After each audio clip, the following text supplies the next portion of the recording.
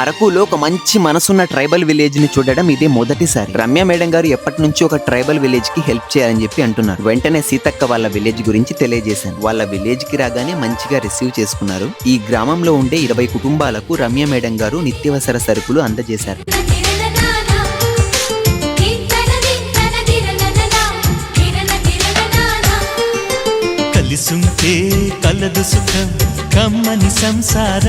తరువాత ఆ గ్రామంలో ఉండే స్కూల్ కి వెళ్లి పిల్లలకి పుస్తకాలు, పెన్స్ అందజేశారు.